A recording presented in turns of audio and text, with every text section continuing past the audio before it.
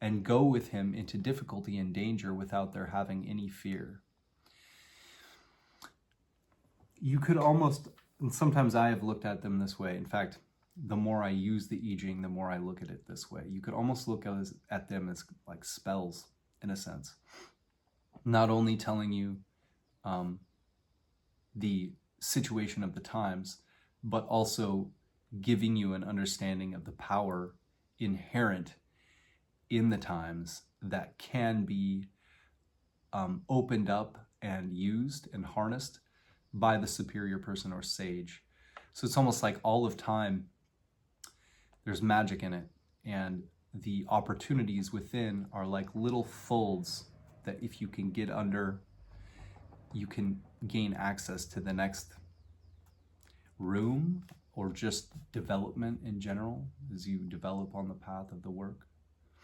Anthony, this hexagram speaks on the one hand of that on which true joy depends, and on the other of joy as desire, which leads to conflict.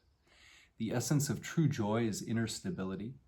Being firmly devoted to our path, we do not waver. When we think of the soft and comfortable path, on the other hand, self-conflict begins. Therefore, getting this hexagram indicates that we may be wavering or irresolute.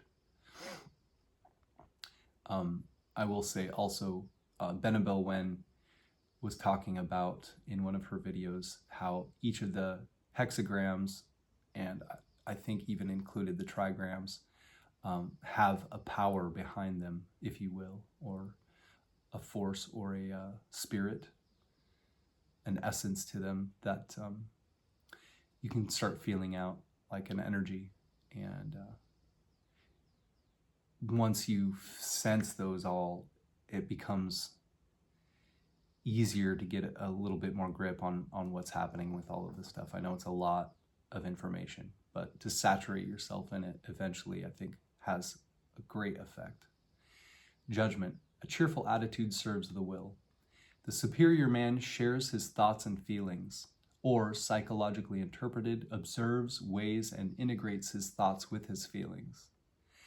The title of this hexagram denotes joyousness and pleasure, and most people regard it as a good omen when they receive it. Yet, an analysis of the lines indicates that only the first two are particularly favorable, and the hexagram itself seldom seems to refer to anything remotely resembling joy.